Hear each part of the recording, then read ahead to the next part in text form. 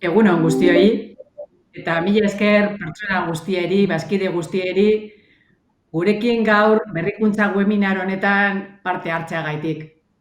Gracias a todas las personas, socias y socios, por conectaros a este webinar sobre innovación y por confiar en la Agencia Vasca de la Innovación, Innobasque. Estamos aquí, como sabéis, para ayudaros.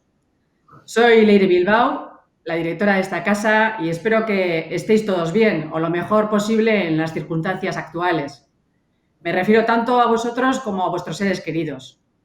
Ha habido muchas pérdidas, a pesar de que miles de personas están en primera línea, trabajando sin descanso, dando ejemplo de valentía, coraje y compromiso. A todos ellos, milla esker hemendik.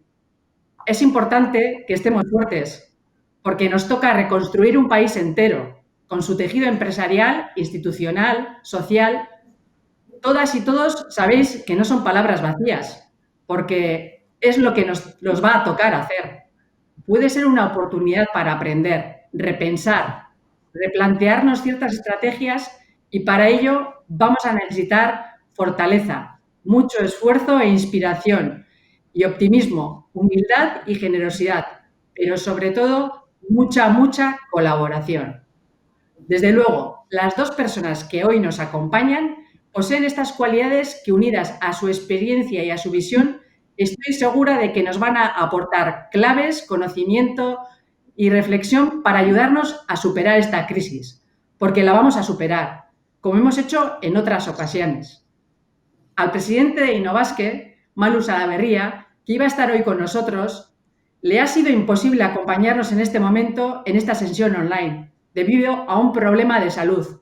Estoy segura que nos estás viendo. Coge fuerza, Manu. Disculpadle, por favor, porque hoy no puede estar con nosotros.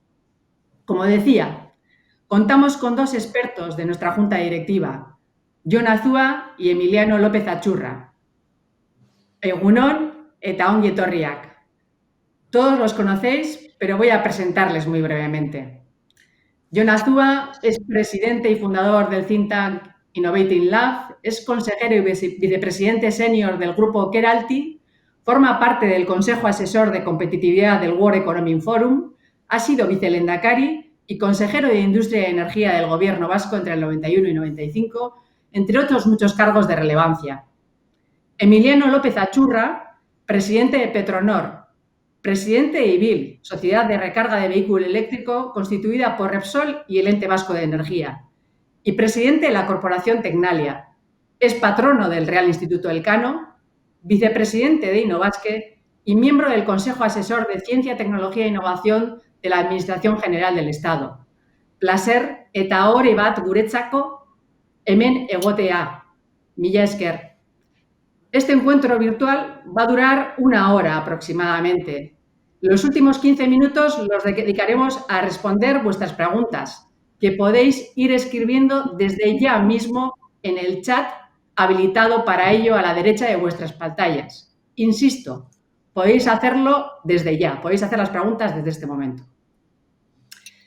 Voy a hacer una pequeña introducción de los temas del debate. Nuestra situación se ha visto alterada por algo que no se pudo ver, pero que quizás se podía haber previsto. De hecho, hace aproximadamente una década, cuando la Unión Europea estaba construyendo el futuro de la Innovation Union y la European Research Area, se puso en marcha un proyecto para interconectar conocimiento en temas que podían potencialmente sacudir o delimitar el futuro de la ciencia, la tecnología y la innovación en Europa y en el mundo. En concreto, se querían identificar situaciones inesperadas, pero con mucho impacto, y su efecto en las políticas de ciencia, tecnología e innovación. Y la primera alerta que apareció en aquel ejercicio fue un killer virus, un virus asesino. Parece que en aquel momento no se tomó en cuenta y no se implantaron acciones. Y eso podría abrir otro debate sobre la necesidad de realizar, tanto desde lo público como desde lo privado, procesos de vigilancia de esas señales débiles para construir escenarios de futuro y definir actuaciones desde el presente. Pero hoy estamos en una realidad que nos ha cambiado la vida a todo el mundo, una crisis sanitaria, una crisis socioeconómica que ha hecho que cambien las prioridades de lo público y de lo privado.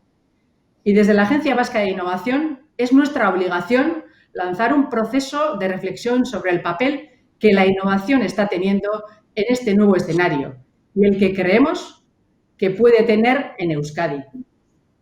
Creo que no descubro nada nuevo si digo que nuestros dos invitados tienen claro que la innovación va a adquirir más valor aún, más importancia que en la época previa a la pandemia, porque se va a convertir en la clave de una salida exitosa de la crisis. La innovación es la respuesta a la situación en la que nos encontramos en este momento. Es la llave para recuperarnos en el corto y es la clave para posicionarnos en Europa, aportando nuestros espacios de legitimidad, nuestras fortalezas y nuestro trabajo en equipo, encordada, como decía mi amigo Iñurrategui, auzolanean. La crisis del COVID-19 y sus consecuencias nos han dejado claro que no somos autosuficientes. Nos replanteamos si la apuesta por la globalización va a seguir marcando los aspectos sociales y económicos del futuro, o si por el contrario vamos a vivir una vuelta a lo particular e individual.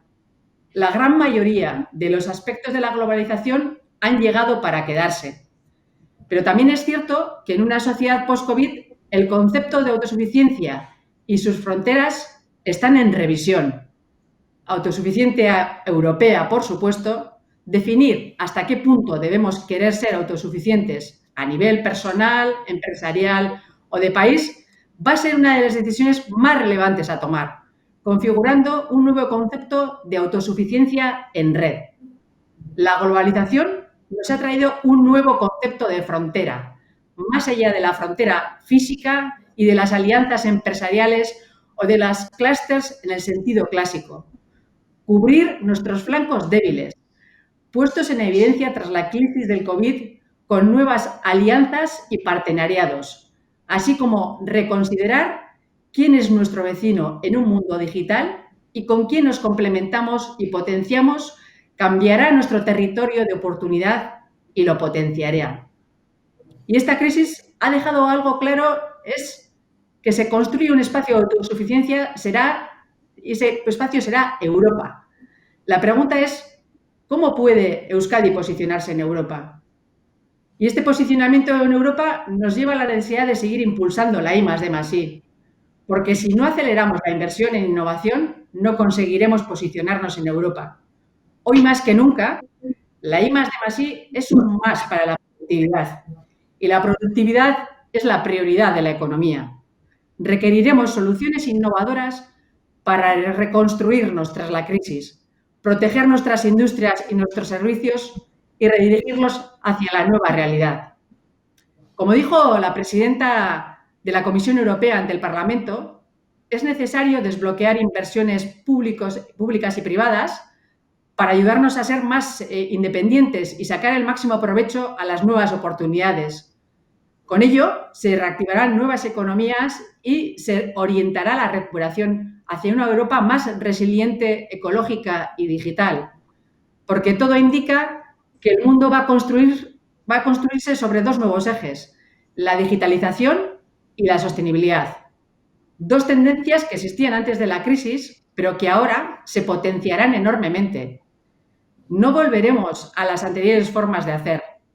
Las reglas de juego deben reescribirse. Con esta idea vuelvo a donde empezaba al inicio para abrir el debate con los dos ponentes, que es a quienes queréis escuchar. Por lo tanto, vamos a comenzar con la parte de globalización, autosuficiencia, legitimidad, ¿no? Y frente a la globalización, que decíamos que llegó para quedarse, se va a iniciar un proceso de creación de redes de autosuficiencia, que era lo que decíamos, ¿no? Que eviten dependencias que se han manifestado tan peligrosas en esta crisis, como la dependencia sanitaria. Y si os parece, empiezo por Jon. Egunon, Jon. ¿Cuáles crees que son? Egunon. ¿Cuáles crees que son los aspectos críticos que están motivando esta nueva estrategia de autosuficiencia, Jon?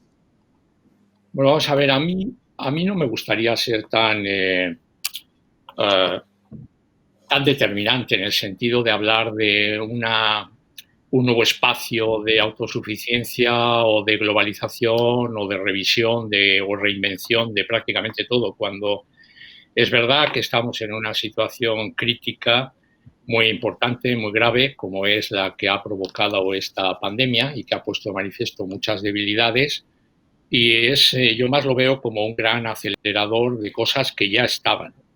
Es decir, el debate de la globalización está desde que con mucha simpleza asumió que lo global sustituía a todo y era un mantra que nos enseñara a todos, en el que debe abandonar la importancia de lo local, en el que la sucesión de cadenas de valor parecía aconsejar no hacer un análisis riguroso de la competitividad empresarial o del territorio en todos sus factores, y ir un poco por unos beneficios coyunturales o temporales de precio o de posición para poder llevar o deslocalizar determinadas actividades a lo largo del mundo, o tener un abandono de unas determinadas capacidades de decisión, de autogobierno, para trasladarlas todas a grandes organismos internacionales que no estaban tampoco preparados para ese proceso de toma de decisiones. Y todo esto ha estado en revisión en los últimos años. Cualquier estudio y análisis de la propia mercado o intercambio global que se estaba dando en los últimos 5 años por lo menos, anunciaba claramente que esa globalización era mucho más regional y de bloques que global y mundial. Se había ralentizado de una manera importante.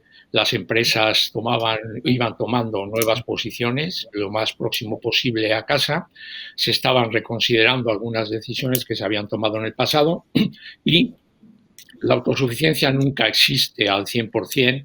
Lo que debemos buscar es un equilibrio en una razón de interdependencia de nuestro propio modelo de país, nuestro propio modelo político, nuestro propio modelo de gobernanza y nuestra propia vocación de futuro, y las empresas, nuestro propio modelo de negocio en función de lo que hagamos. Lo que sí va a hacer esta pandemia y esta situación es que nos alerta a todos y acelera la toma de decisiones que necesariamente deberían ser innovadoras, deberían ser diferentes, y todo aquello que se ha venido apuntando en los últimos años, de verdad afrontarlo de una manera muy clara. En estos días vemos con toda naturalidad cómo los diferentes gobiernos, afortunadamente, y organismos internacionales dan marcha atrás sobre políticas que parecían inamovibles hasta ayer, para poder abordar de una manera muy importante esa ruptura de lo que muchos llamaban modelos o neoliberales o capitalistas contra otros de otro signo, y han puesto en marcha un valor de las administraciones públicas, la necesaria intervención de los poderes públicos en situaciones en las que el mercado no da respuesta al 100% a lo que puede ser necesario, una apuesta muy importante por acercarnos a elementos como puede ser el concepto de renta universal, disociado de la empleabilidad, por la necesidad de actuar sobre la población más vulnerable, poniendo en cuestión claramente el gran drama de la desigualdad que se vive a lo largo del mundo. Y en todo esto está la revisión, yo diría más que reinvención, de muchos de los elementos que nos han acompañado y nos acompañan hasta hoy en todos los ámbitos y en todos los actores económicos, sociales, políticos y la propia persona, en las decisiones que tomamos y en los comportamientos que debemos asumir y tener, ¿no? Entonces, todo esto ya estaba, todo esto forma parte de cualquier modelo de prosperidad y competitividad y desarrollo inclusivo de cualquier país, de cualquier modelo de negocio de una empresa, y esto lo que debe hacer es llevarnos a profundizar y no dejarlo para el día de mañana, sino hacerlo de inmediato.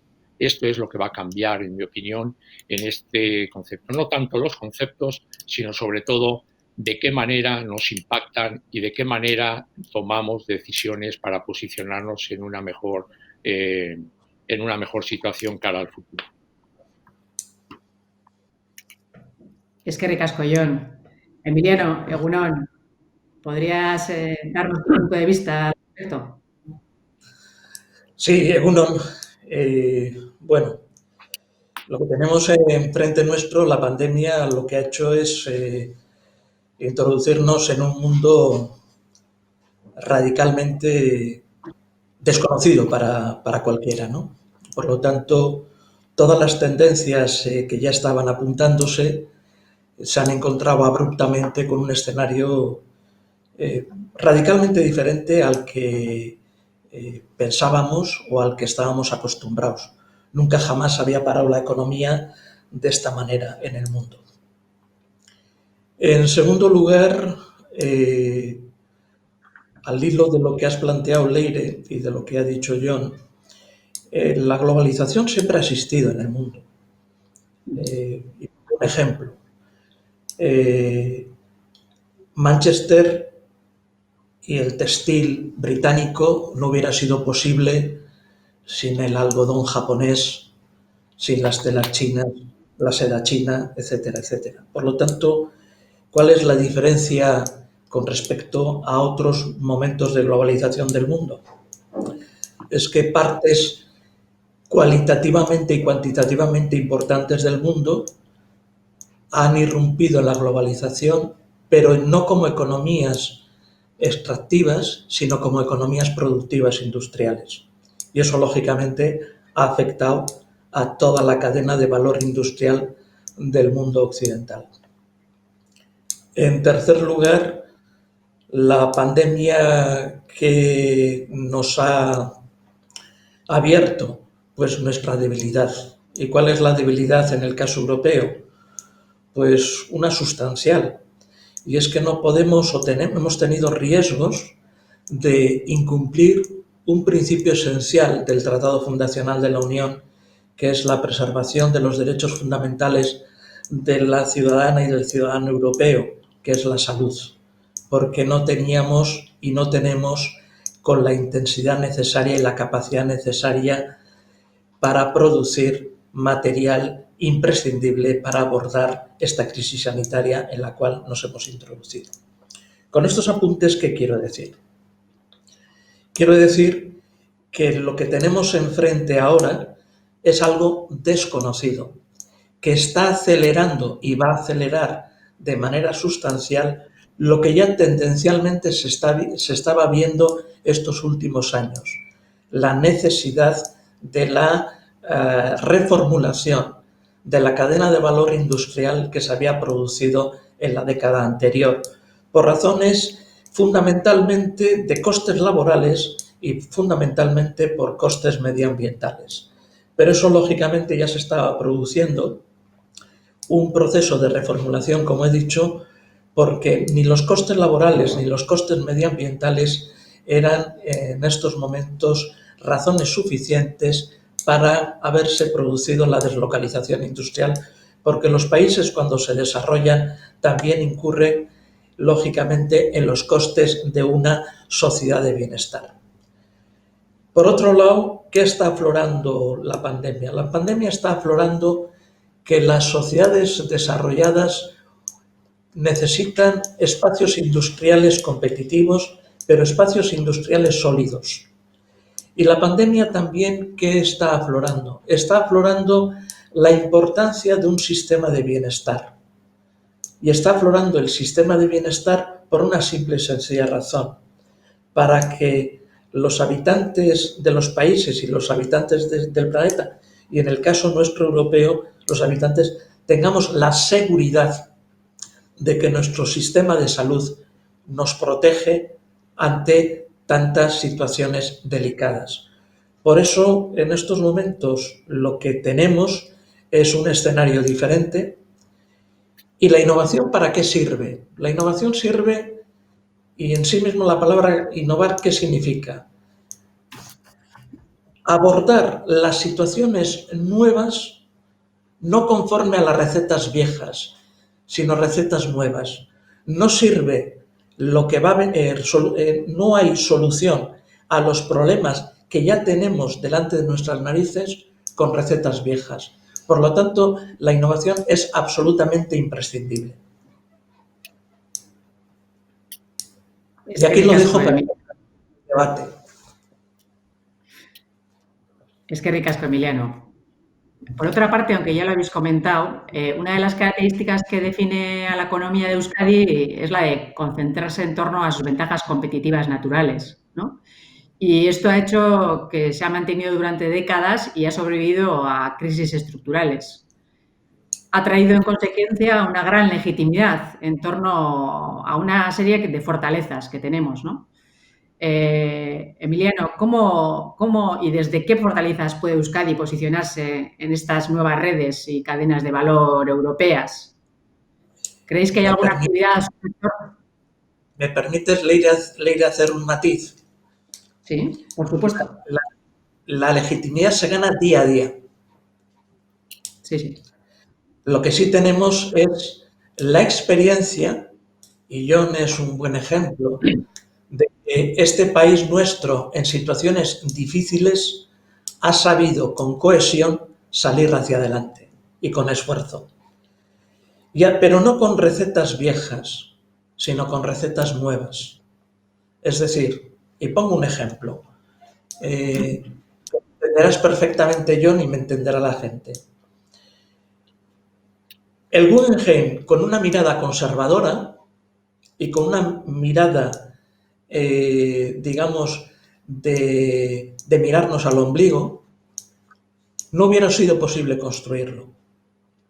El Guggenheim es el perfecto ejemplo de que con una mirada que alza la vista, con una mirada que ve el mundo, con una mirada que es capaz de un proyecto cultural transformarlo en un proyecto industrial que ha sido cogido como referencia para las empresas que participaron en el Guggenheim para vender sus capacidades y sus referencias en el mundo. Eso es un perfecto ejemplo de que en lo que se nos avecina tenemos que elevar la mirada, tenemos que tener coraje y eso son las tres herramientas, cohesión, coraje y elevar la mirada. Y con un añadido diría, ser sinceros con nosotros mismos. No podemos vivir de la herencia. Tenemos que construir nosotros la herencia para las generaciones que vienen. ¿Y esto qué significa? Saber muy bien que somos una región europea muy ligada a la economía franco-alemana y por lo tanto nuestra mirada tiene que ser a las regiones más dinámicas europeas porque nuestra competitividad se tiene que coger como referencia en relación con otras regiones competitivas industriales europeas. Por lo tanto, tenemos músculo, no el suficiente. ¿Tenemos herramientas? Sí. ¿Tenemos que muscular las herramientas que tenemos? También. Pero para eso, ¿qué necesitamos? Gestión diferente.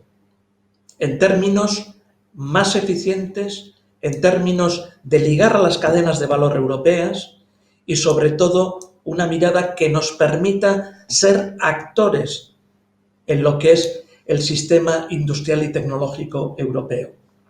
Y desde esa fortaleza, con las capacidades industriales bien evaluadas, tenemos que visualizar el futuro. Por lo tanto, hagamos un proceso previo de introspección de qué teníamos realmente nosotros en el sistema tecnoindustrial vasco en las anteriores décadas y qué tenemos ahora. Y a partir de ahí buscaremos las respuestas. Y es que, Emiliano. John, ¿cuál es Sí, tu a mí me opinión? gustaría comentar en la línea de Emiliano, que estoy totalmente de acuerdo.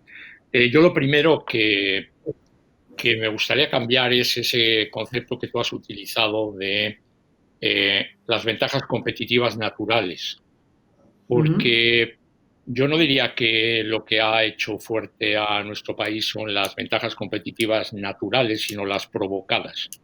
Es decir, ha sido la transformación, el aprendizaje, la innovación permanente que este país, desde unos determinados elementos que constituían sus fortalezas, ha venido desarrollando a lo largo de su historia, ¿no?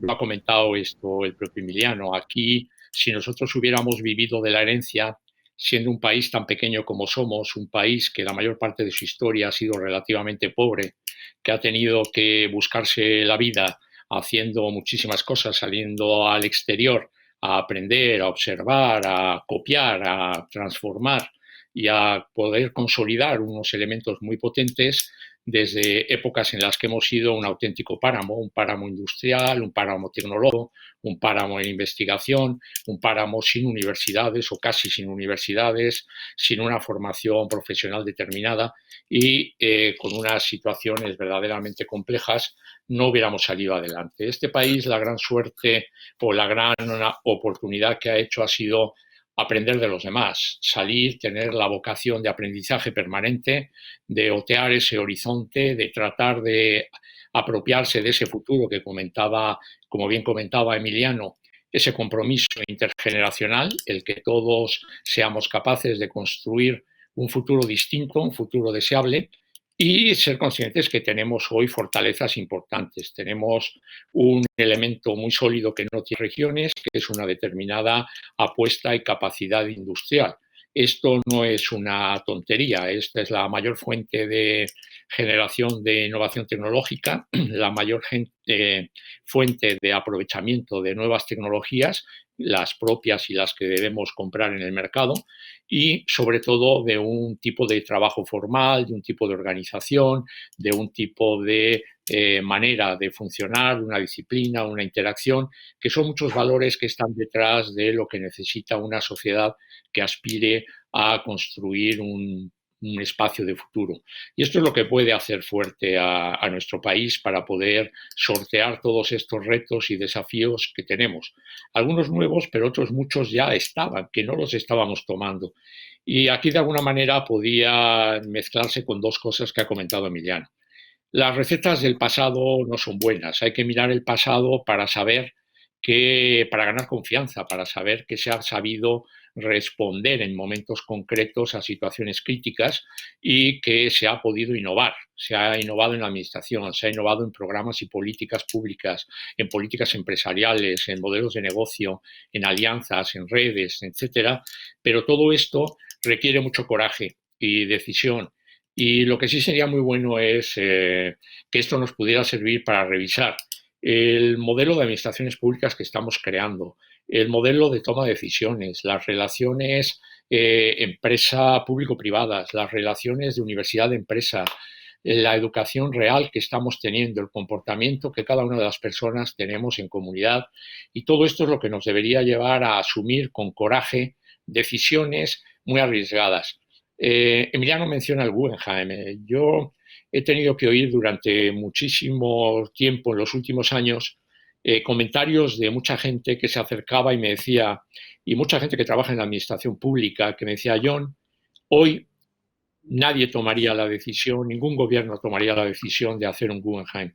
Y no por una situación económica, y me refiero a situación prepandémica, sino por el corsé, la dificultad, la burocratización que lleva a impedir asumir la toma de decisiones con coraje, con valentía y con fuerza.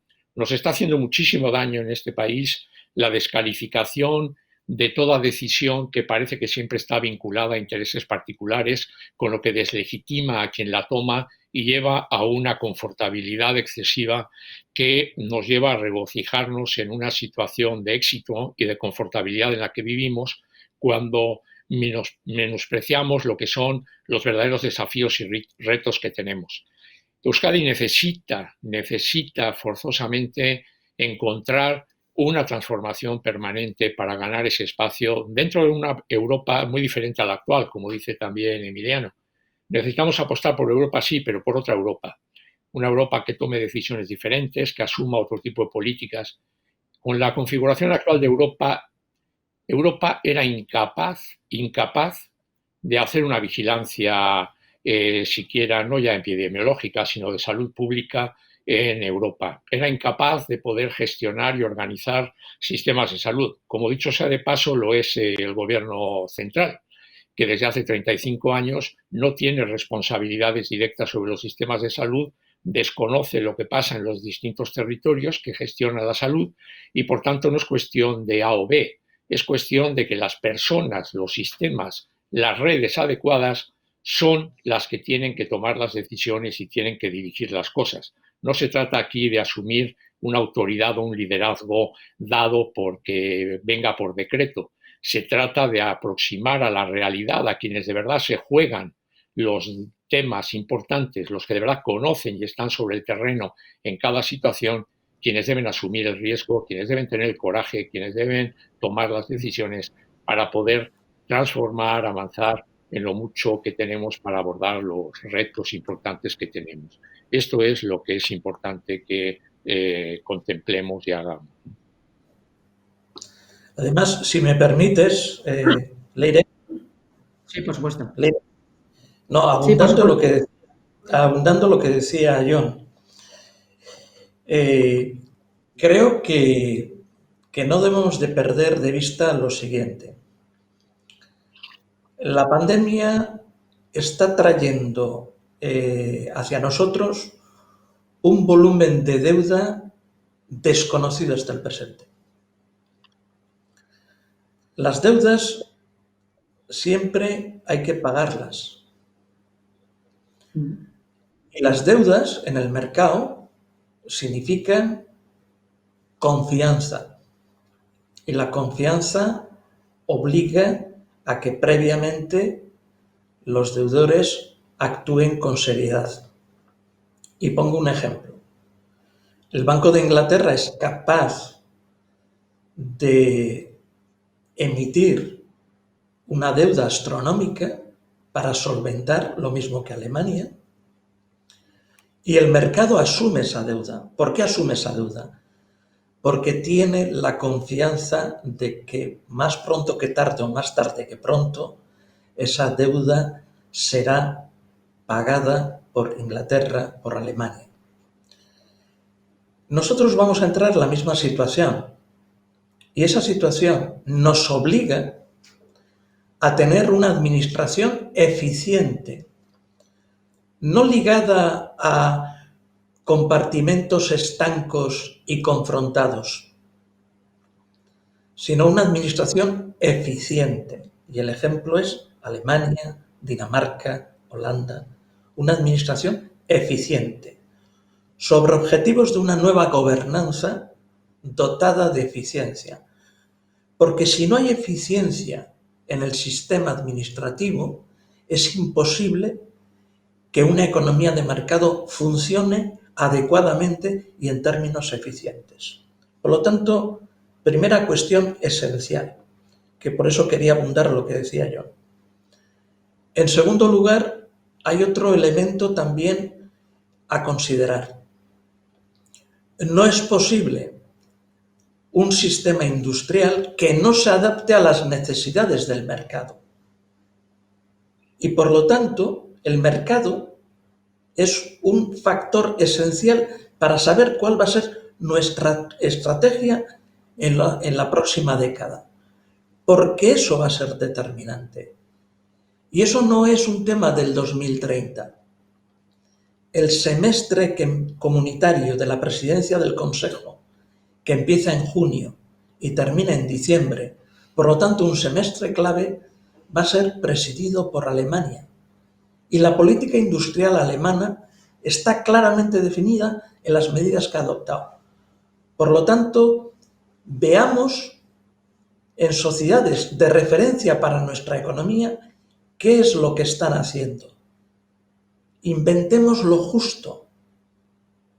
Lo que tenemos que hacer es quitarnos la grasa que tenemos encima nuestro.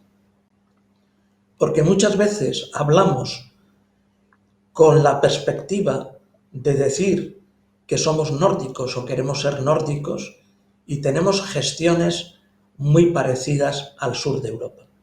Por eso es un elemento determinante y que yo quería abundar, porque nosotros solo tenemos una cosa, como ha dicho yo, un activo, nuestro capital humano.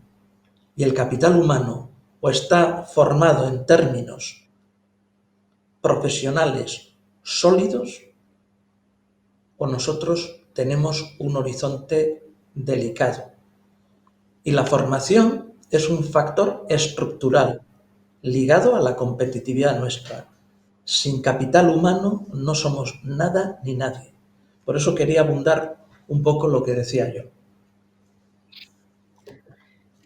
Perfecto. Y sabiendo un poco que el mercado es tan importante, ¿no? ¿Creéis que hay alguna actividad o subsector de nuestra economía global que deberíamos de recuperar nuevamente? ¿Y creéis que nuestras alianzas estratégicas con quién deberían de ser para cubrir esos flancos débiles que realmente no somos capaces de abordar solos? Emiliano, tú mismo, por favor. Yo me voy a tirar a la piscina, si os parece. Y como los que estáis ahí me habéis escuchado más de una vez lo que voy a decir, no resultará extraño, pero a los oyentes igual sí. Nosotros somos un país que tiene un tejido industrial de pequeña empresa interesante. ¿Por qué no hacer una alianza estratégica con el perímetro de innovación de Israel para que nosotros seamos, a través de un sistema de cooperación, la base de la industrialización del mecanismo de innovación de Israel? Por ejemplo, esas cosas Israel lo está haciendo, por ejemplo, con Alemania. ¿Por qué no nosotros con Israel en un tema de un planteamiento estratégico de esa naturaleza? Ellos tienen un sistema de innovación altamente reconocido y reconocible, orientado al mundo. Lo que no tienen es un sistema de industrialización de sus capacidades de innovación. Por lo tanto, estamos a pocas horas de avión y ¿por qué no nosotros tener una alianza estratégica? En segundo lugar, tenemos capacidades en lo que va a ser la columna vertebral de la transición energética, que es la acumulación de energía. ¿Por qué no dimensionamos todas nuestras capacidades tecnológicas, ligándolas, esas capacidades tecnológicas, a las capacidades tecnológicas industriales de la electrónica potencia, y somos parte del sistema europeo en materia de acumulación de energía, que es determinante en la transición energética? En tercer lugar, tenemos una industria de la automoción significativa. ¿Por qué no unimos la electrónica potencia, la digitalización a la industria del automóvil? Etcétera, etcétera, etcétera, etcétera. Y a partir de ahí, en la parte energética, tenemos que entrar y vamos a entrar en sistemas nuevos. En sistemas nuevos donde la evolución tecnológica va a ser determinante para ofrecer mix energéticos competitivos. Por lo tanto, recuperemos también en eso la base industrial y tecnológica que ha tenido el país. No hay que olvidar que nuestro país fue una referencia en renovables en la medida en que tenía una empresa de referencia en el sector eólico y que era propia del país. Miremos al país y veamos si la tenemos o no la tenemos. Por lo tanto, no nos equivoquemos en las políticas industriales. Y la política industrial conlleva musculatura financiera también y conlleva musculatura corporativa. Por eso una de las medidas importantes que se podría hacer, equivalente a lo que está haciendo Alemania, a lo que está haciendo Francia, ¿por qué no la constitución de un fondo estratégico de transformación tecnológica e industrial? Porque son los elementos determinantes para que todo el paquete financiero del Pacto Verde de la Unión, todo el flujo de movilización de fondos internacionales dirigidos al Pacto Verde, pueden tener un efecto multiplicador a través de un fondo estratégico de esta naturaleza. Y aquí lo dejo. Muy bien. Explicaste, Emiliano. John, Muy bien. Mercedes. Si te parece, yo añadiría unos cuantos elementos, ¿no? Primero, yo insistiría, y vengo insistiendo muchísimos años, espero no quedarme solo en todo esto, dejar de hablar de sectores y de verdad creernos lo que es la clusterización de la actividad económica. El mundo ya no se mueve desde hace mucho tiempo y cada vez menos en términos de un único sector. Los sectores interactúan entre ellos en una clusterización de distintas actividades económicas. La economía verde, la economía azul del agua, los mares, la economía gris vinculada al conocimiento, la economía industrial o marrón, todas ellas tienen unos elementos de absoluta integración más en lo que pasa en Euskadi que pasa en la inmensa mayoría de los contextos industriales, que cerca de un 90% de las empresas son pymes o micropymes, que no pueden abordar en solitario muchísimos de los retos y desafíos de internacionalización, de innovación, de tecnología, de desarrollo completo, como se pretende. Y está condenada, en el buen sentido de la palabra, a tejer redes, a tejer alianzas, a buscar elementos que le den la fuerza necesaria, la dimensión adecuada, la fortaleza en capacitación, recursos humanos y modelos de gestión para poder abordar ese desafío con suficiencia. Primer punto importante. Segundo, por decirlo de alguna manera, los elementos que en su día ya marcó el propio gobierno vasco y que se han venido reforzando en la llamada RIS3 o elementos similares, establece una estrategia que apunta a lo que son los desafíos y necesidades del país convertidos en oportunidades.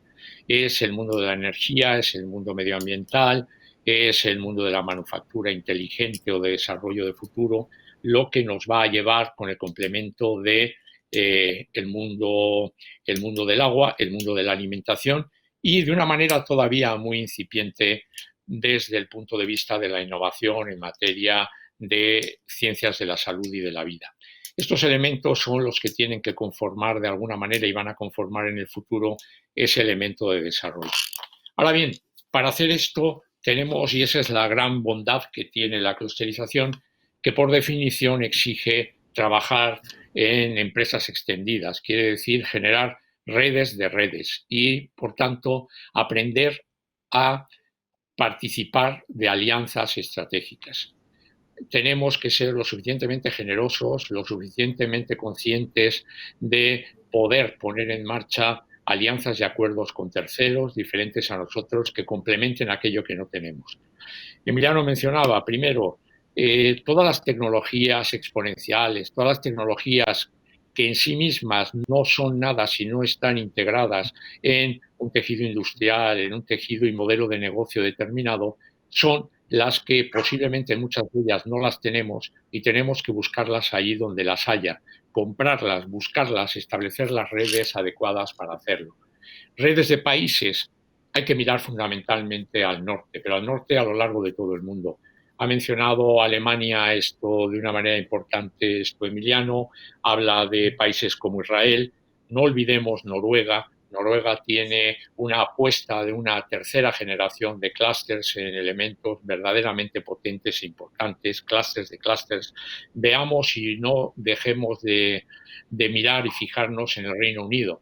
El nuevo Reino Unido, no el que sale solamente del Brexit, sino el que saldrá y surgirá de su propia reconversión y recomposición, tanto de Estado como de alianzas y asociaciones a lo largo de todo el mundo, es un elemento importante de referencia y de relación que no podemos descuidar.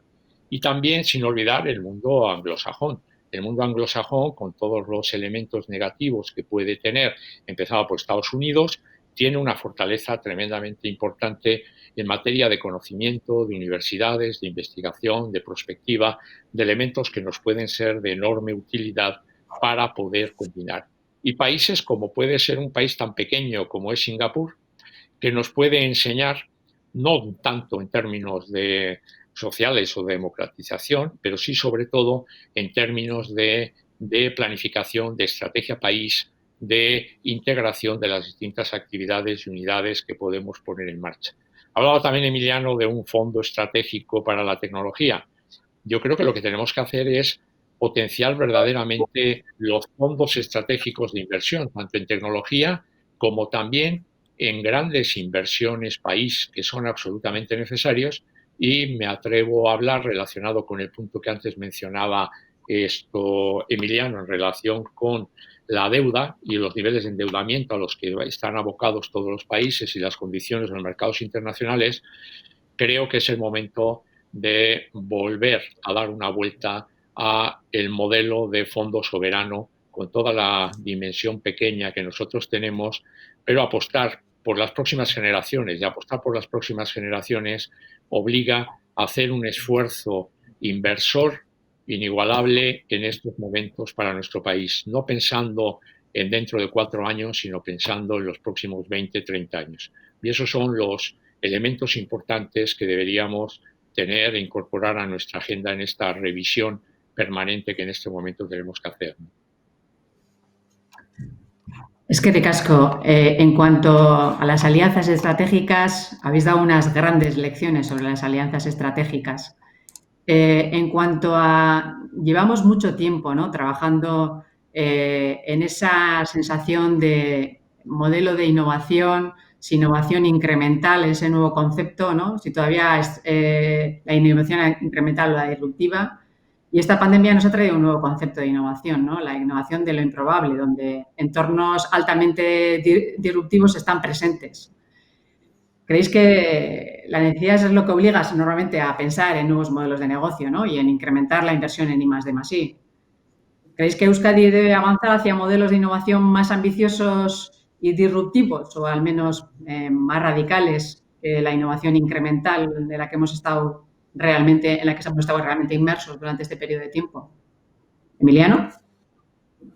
Bueno, a ver, hay una previa, ¿eh? Hay una previa para eso, y es si tenemos un espacio atractivo para esa innovación disruptiva. La innovación fundamentalmente es un concepto ligado a personas y ligado a sociedades. No es un concepto etéreo.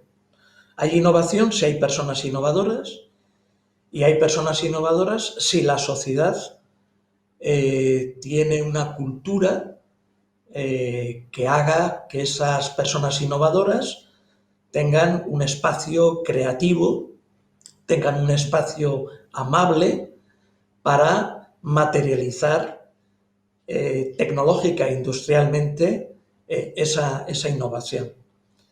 Lo que sucede en muchos casos es que una cultura industrial tan importante como la que tenemos, y que yo creo que es una base de partida muy, muy, muy importante y muy interesante, necesita evolucionar para transformarse en lo que es la industria de la nueva economía.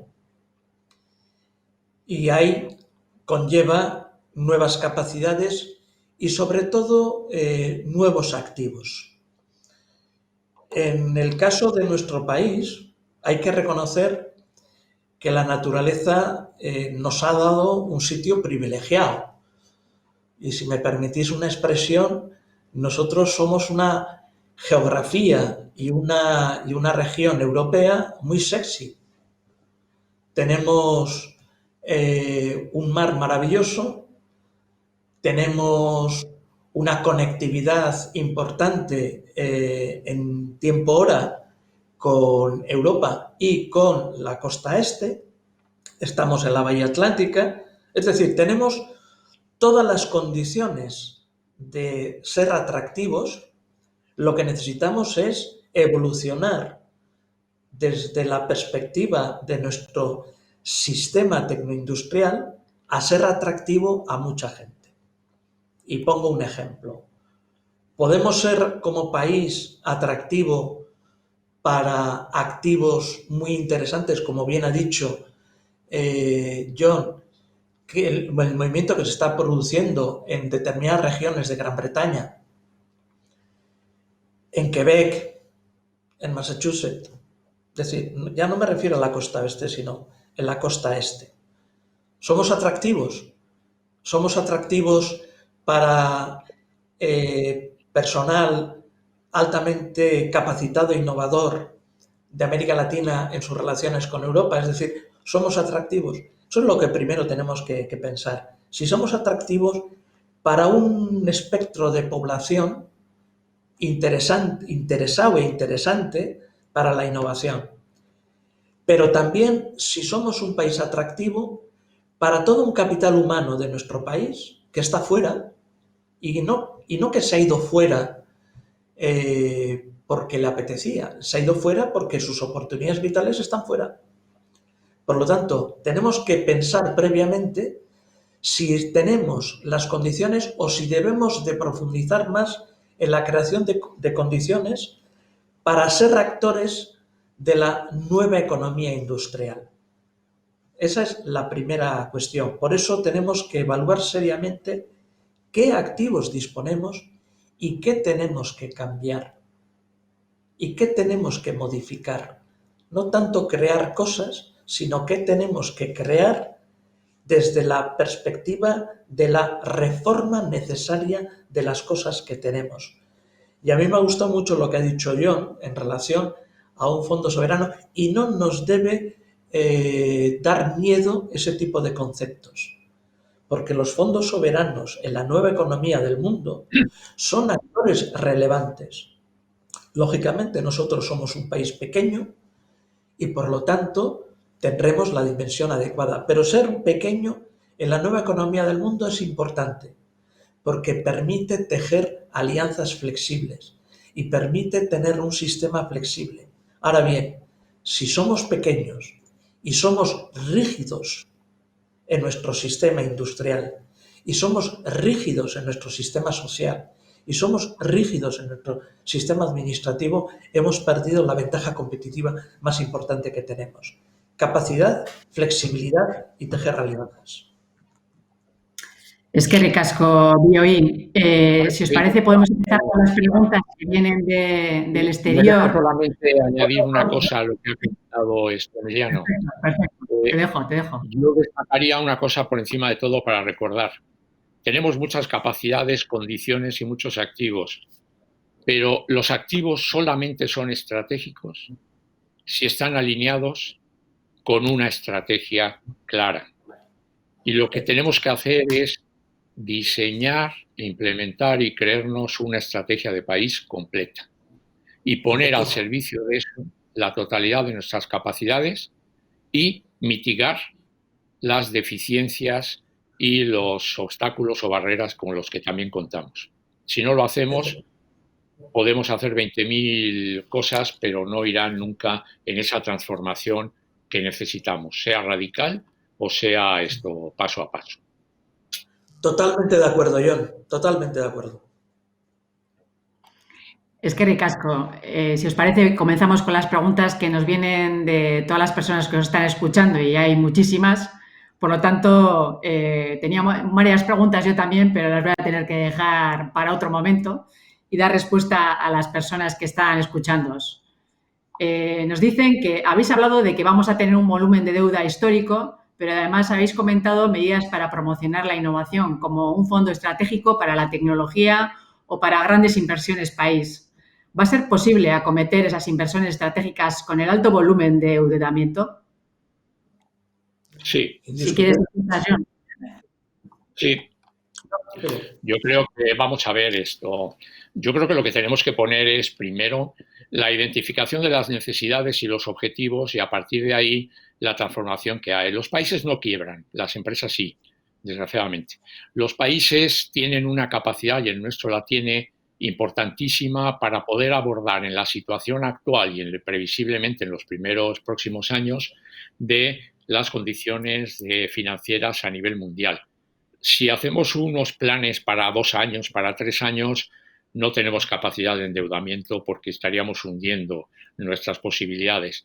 Pero si hacemos apuestas de endeudamiento y financiación con un esquema adecuado para 20, 30 años, estaremos en condiciones de poder hacer la gran transformación que posteriormente sea pagable. Y esto es lo que tenemos que hacer, ser lo suficientemente valientes, con suficiente coraje que antes comentaba Emiliano, y por supuesto es una gran oportunidad para hacer una mirada introspectiva y revisar todo aquello que tenemos que pudiéramos prescindir, porque hay mucha grasa en mucho de lo que nos rodea en todos los distintos niveles. Si apostamos seriamente por una estrategia clara, lo que podemos es estar en condiciones de diseñar las estrategias, los mecanismos de financiación que lo hagan posible.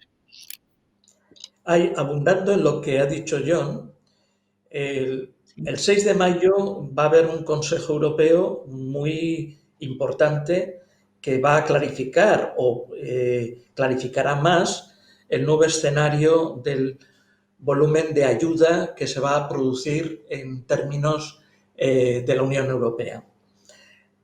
Lo importante no es el volumen de deuda, que sí es importante. Lo importante, como ha dicho John, es qué estrategia tenemos, porque la confiabilidad de los acreedores es determinante. Si los acreedores no confían en la estrategia que tenemos, no confían en el futuro que estamos trabajando y no confían en los mecanismos de gestión sólida que abordamos, el volumen de deuda, lógicamente, será imposible de pagarlo. Pero el volumen de deuda y la deuda de un mercado que confía en nosotros, y la confiabilidad es esencial, no va a ser un problema. Emiliano, igual seguimos contigo y luego le paso la palabra a John, porque hay otra pregunta relacionada y desde el punto de vista de las empresas ante el previsible aumento de impuestos y reducción de beneficios, ¿creéis que las empresas reducirán sus recursos dedicados a la innovación?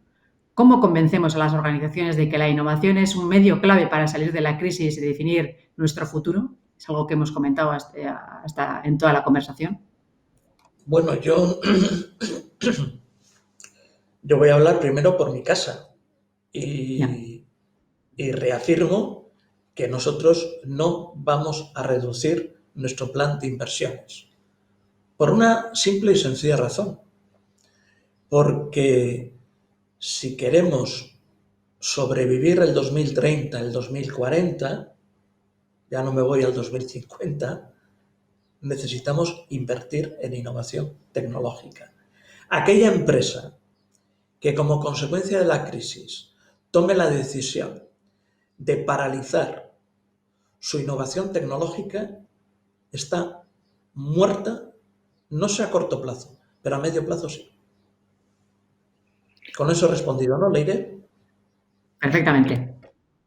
John. Yo me apunto a esto. También desde la experiencia, la empresa a la que dedico el mayor tiempo el mayor tiempo que tengo es una empresa de salud del grupo Keralty, como has comentado, dedicado a la salud. Y estamos en diferentes países a lo largo del mundo y lógicamente estamos metidos en el huracán de esta pandemia. Lo que hemos visto en estos meses, desde los 60 días que llevamos desde que diseñamos un plan de respuesta a la pandemia, ha sido una cosa francamente maravillosa, que es lo que llamamos lo que emerge de la emergencia. Y hemos podido ver la cantidad de actividades innovadoras, de cambios, de transformaciones que hasta hace 3 meses todo mundo ponía dificultades y decía que no eran posibles, en la transformación de modelos de co-creación de salud, en la aplicación de la telemedicina en los diferentes países, la incorporación de los médicos a poder hacer teleconsulta, la modificación del concepto de infraestructura física de los propios hospitales, de las UCIs, la colaboración público-privada con una cantidad de empresas industriales, muchas de ellas vascas, para la fabricación de los elementos, equipos de protección personal, para los equipos de atención, asistencia, para la aplicación del Big Data para las distintas pruebas, la aplicación en laboratorios y luego toda la transformación interna de coordinación de todos los elementos sanitarios, sociosanitarios y desarrollo comunitario con distinto tipo de gobiernos, de administraciones, de ayuntamientos, de empresas, de competidores, de no competidores, en un proceso que podríamos llamar de una innovación permanente. Todo eso ha llegado para quedarse. Todo eso no es solamente para resolver un problema de una pandemia, es para la transformación e innovación absoluta de nuestros propios modelos de atención, de nuestros propios modelos societarios, de nuestras alianzas y de la innovación permanente.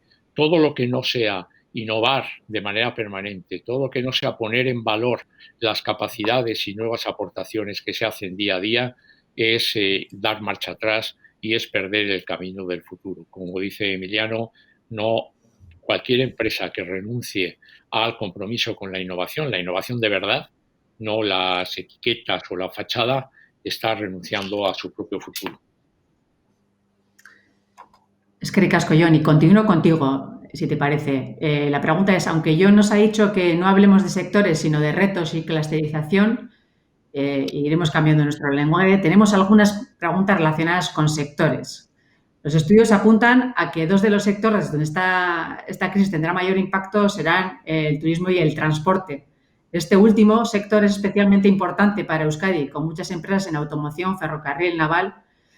¿Cómo creéis que va a impactar esta crisis sobre nuestras empresas del sector? A mí dices, vamos Sí, a ver, bueno, sí. yo creo que los propios protagonistas de estas industrias lo han transmitido. En este momento hay un parón en las cadenas de suministro, hay un parón en el consumo y hay un parón importante que se va a notar, que va a ser significativo por lo menos en el corto plazo. En el medio y largo plazo se va a retomar la esencia en la que ya venían trabajando todas estas industrias antes de la propia pandemia. Hoy, lo mismo que estamos leyendo, las dificultades de inicio de puesta en marcha en desconfinamientos de determinadas empresas tractoras, vemos cómo empresas de ferrocarril están muy próximas a nosotros, están firmando nuevos contratos para la fabricación, mantenimiento, explotación de centenares de nuevos vagones, de nuevas líneas, de nuevas actuaciones. Empresas de autobuses están firmando contratos muy importantes, o de tranvías, o situaciones determinantes muy importantes. Habrá una recuperación importante, tú lo has dicho, el mundo del transporte es absolutamente esencial en la transformación que está, en los retos en los que ya estaba inmerso y que sigue estando en este momento, en esa integración de manufactura, de medio ambiente, de electrónica, que es lo que configura ese clúster que supera un sector estrictamente. Un coche es un coche, pero es mucha electrónica, es mucha tecnología, es mucho medio ambiente, es mucha energía. Estos son los elementos importantes a tener en cuenta y yo creo que habrá una situación delicada en el corto plazo, pero creo que siguen siendo pilares esenciales del futuro de este país. Eskerrik asko, Jon. Emiliano. Bueno, yo al hilo de lo que ha dicho John, abundo en lo siguiente. Ahora, a corto plazo, los sectores que has mencionado y que han mencionado, efectivamente se van a resentir, y se van a resentir por varias razones. En el caso de lo que son las compras públicas, porque va a haber una contracción de compra pública. En segundo lugar, va a haber un proceso de reacomodo de cadenas de valor industrial y a partir de ahí, pues ahí se va a producir. Lo que se va en relación a nuestro país, lo que vamos a tener que tomar en consideración es que la propia europeización de empresas importantes nuestras y sus posiciones, o bien en la Europa del Este, o bien sus posiciones en Gran Bretaña, etcétera, es que esos países van a traccionar y van a provocar en sus estrategias industriales mayor consolidación de cadenas de valor o de tecnoindustriales de esas empresas en esos países. Y por lo tanto, el perímetro de lo que es la Liga Hanseática moderna en la perspectiva de la Unión Europea, todo ese eje polaco, checo, alemán, inclusive iría al holandés, va a haber ahí un proceso de fagocitación de capacidades tecnológicas industriales en los cuales ahí se va a materializar políticas de inversión a demanda de la estrategia industrial de las autoridades locales. Lo mismo en Gran Bretaña. Gales es un perfecto ejemplo. En consecuencia, va a haber una tensión de dinámicas competitivas internas entre líneas tecnológicas e industriales. Porque no hay que olvidar lo siguiente. La Unión Europea es un espacio competitivo interno que tiene la unidad cara como bloque regional hacia el exterior. Pero internamente es un entorno competitivo interno, como son otras regiones del mundo. Y por lo tanto, nosotros por eso mismo tenemos que reformular, reorientar y transformar nuestro espacio tecnológico e industrial para hacerlo mucho más competitivo en términos tecnológicos, mucho más innovadores en términos tecnológicos y mucho más eficientes en términos industriales. Porque de lo contrario, las empresas en los sectores que has mencionado, Leire, van a concentrar sus activos en otras geografías europeas. Es que, Ricardo, primero pedir disculpas a todos los asistentes porque nos estamos retrasando 5 minutos, pero hay tantas preguntas, tienen tanto interés, que si me permitís voy a lanzar la última pregunta a los dos ponentes. Y nos están preguntando si ambos habéis mencionado la grasa que tenemos. ¿Podríais precisar o poner ejemplos? Pues bien, yo creo que de alguna manera lo sabemos. Primero, una grasa se llama confortabilidad en determinados espacios, ¿no? Vivimos una sociedad cada vez más dual, en la que tenemos aquellos que hoy lo estamos viviendo de una manera muy clara en esta situación pandémica y de miedo al futuro. Hay quienes pueden ver el futuro con bastante tranquilidad porque tienen asegurado un puesto de trabajo de por vida, aunque modifiquen las propias condiciones y tienen una situación salarial determinada. Y hay otros muchos, la mayoría, que tiene que estar preocupado por ver si es capaz cada día de levantar y encontrar un puesto de trabajo, una renta, una actividad. Esta situación dual tiene que modificarse de una manera importante. Tenemos que hacer una profundísima reforma y revisión de la propia administración pública, en la que hay una serie de colectivos, servicios, profesionales que son absolutamente esenciales para el desarrollo del país, también de la tecnología, también de la innovación, pero hay otros espacios que no necesariamente responden a esa situación de reto, de desafío y de transformación. Lo mismo pasa también en muchas de las empresas, que siempre se dice y se simplifica que como la empresa se enfrenta al mercado, aquella que no es capaz de responder desaparece y por tanto es una especie de solución individual. Y esto no siempre es verdad. El mercado es muy generoso también con la ineficiencia en muchos casos. Y ese tipo de actuaciones tenemos que modificar.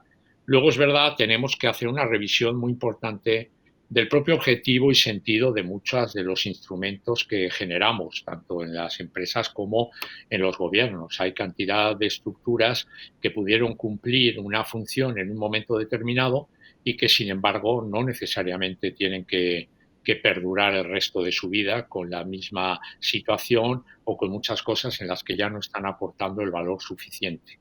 Esa revisión de la grasa, por decirlo de alguna manera, es individual. Es en cada empresa, es en cada situación, es en cada actividad, es en cada agencia de sociedad pública, es en cada administración.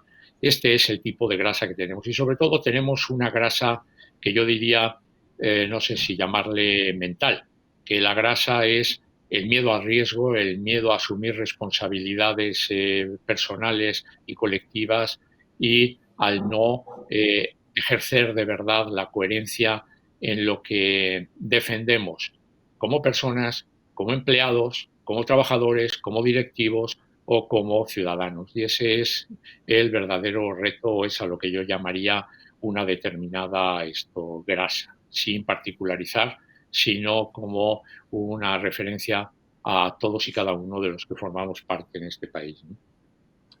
Es que ricasco. Y para terminar, Emiliano, tenemos una pregunta para ti. Y nos preguntan concretamente por tu mundo, el que tú realmente lo conoces, el del petróleo. ¿Se espera un cambio importante en la cadena de suministro del sector? Si es así, ¿nos podrías aportar ideas o sugerencias para transformarnos para ello?